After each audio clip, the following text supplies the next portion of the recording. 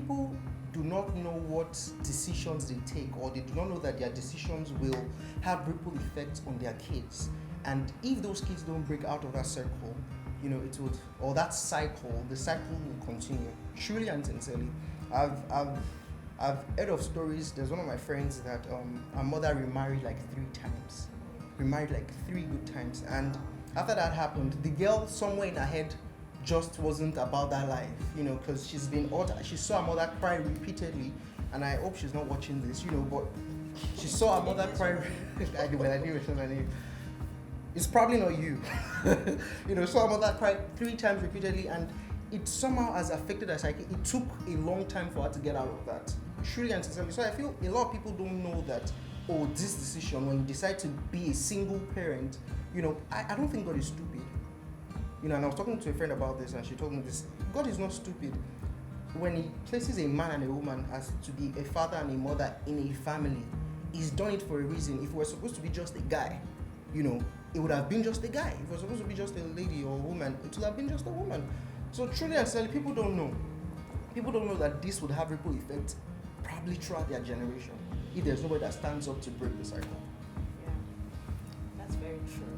So I believe that everything that happens that is outside of the way God planned it is a strategy of the devil to try and take over. So the idea of single parents, let me just have a child and keep the child, and the child has a father or the child has a mother, but we're not going to be together. It's not the normal. It's not normal. And it's not in no way to say it's demonic. Well, probably, I don't know. Maybe I wouldn't want to go that far. That kind of thing. But then again, it's like demonic. I feel what you're saying is that they should, before you get into that, fix yourself. It is not safe to go into that with a mentality. Don't raise a child with that kind of mentality. There's a lot that men and women, when I say men, that's what I mean, have not understood about who we actually are and why we are here.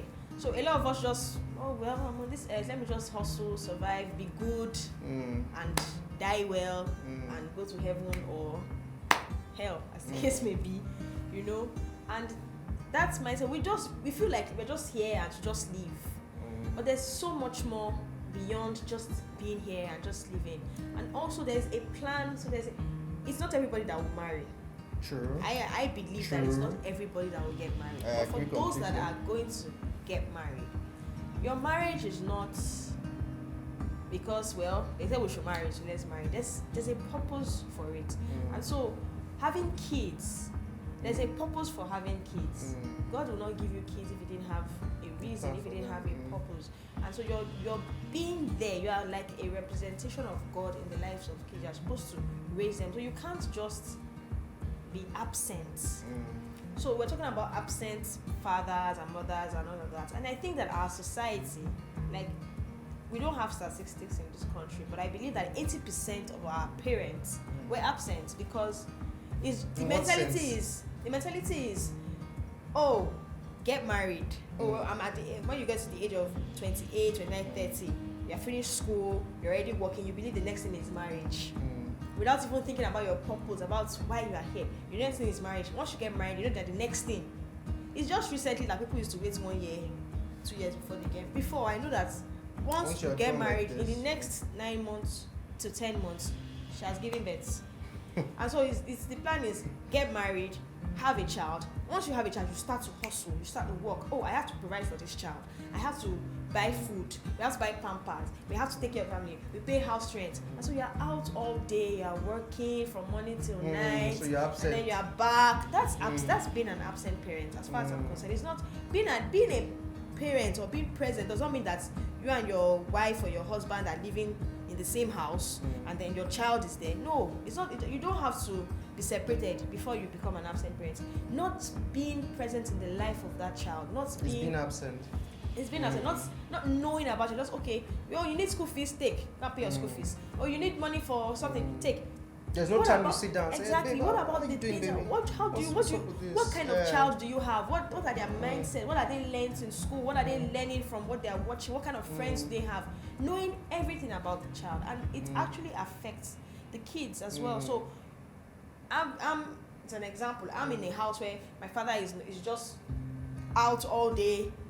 By the time he's back from work, I'm probably asleep. My mother to go to work. She tries to come back early because as usual, the mother or the woman is one that should take care of you. She tries to come back. Have you eaten? Okay. Have you done your homework? Do your homework. Doesn't have eat. time to, And then it's bedtime. I've slept before my father comes back, and then I'm raised with that mentality. Once I get married to and have my own kids, it's the same thing that will happen. So True. it becomes a cycle. And a friend of mine told me something that every of these little things that happens is the devil waging war with man. This thing alone, this baby mama, is a war. You just see it as wars. It's normal. It's actually a war. It's not all wars, spiritual wars that are you bring gun. Some wars are so easy. They look so simple and you can't even, And so this happens until one person rises up and says, "No, this is not normal. I will not continue." And then that's the person that will save generations after him or herself. So it's really not normal. It's not normal, and it's a cycle that should be broken. And these are things that we need to talk more about. I think that in the spiritual, the religious aspect, we don't talk about these things enough. We just, it's all about, give your life to Jesus or go to church, make sure you go to, we're not talking about the real things. In fact, I was talking to somebody that I don't understand why all we hear is a pastor is preaching and next thing he says is, waiting on God for something. Marriage must be an example. Marriage is always an example. They don't talk about other things. It's marriage. Once you are a certain you're a certain age and you're not married, don't worry. You're good. And I'm like, I'm not worried.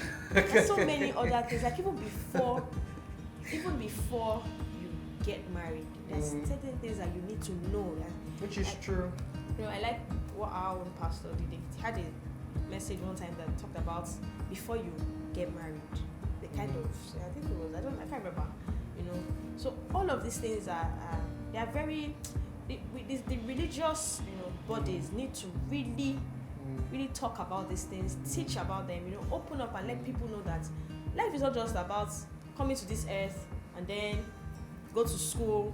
When you go to school, get a job. After you've gotten a job, get married. After you've gotten married, have kids, and then live and die. Maybe buy 2 dogs. In between. That's if you can afford one. That's if you can, because the way life is now, is to feed a dog safe. I think it's more expensive than taking care of a child. Well, I don't know. It probably is, because you see dog food everywhere. Dogs.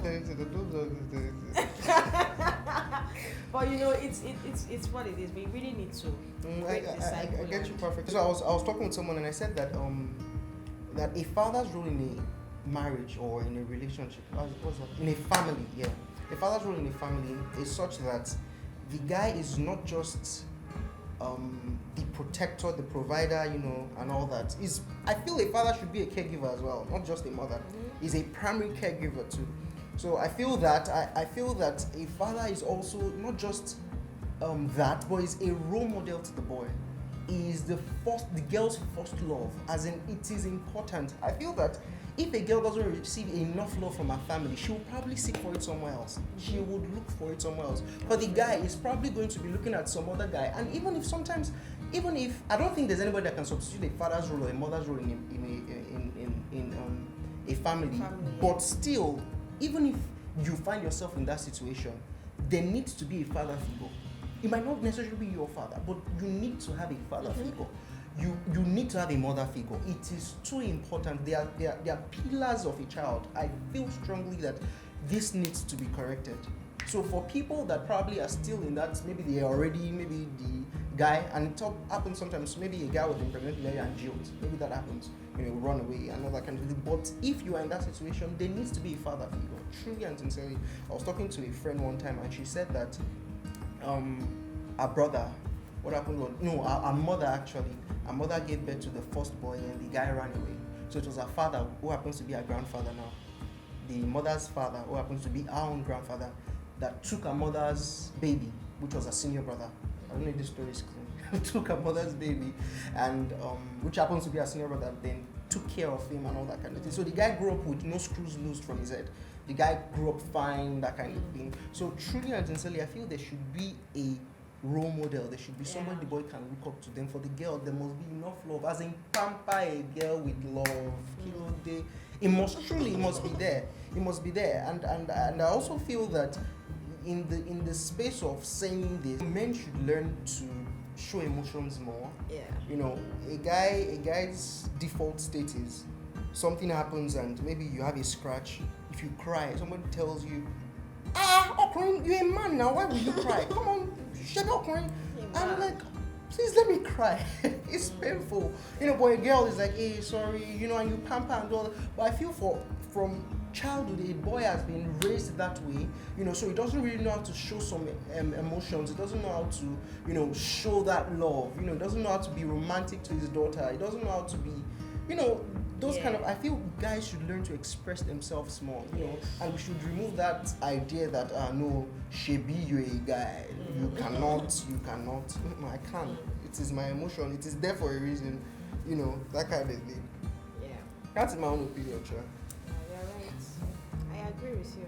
You know, when you said that if a man doesn't show his daughter love, she would you know, go outside and look for it, and it could go two ways. It just took me back to somebody that I follow, and you know, she didn't say that was the case, but it could go two ways. So as a man, you didn't show your daughter love, she goes outside to look for another man, or she could go outside to look for another woman. So because her father was not present, but her mother was, and her mother was softer, her mother was nicer, was there.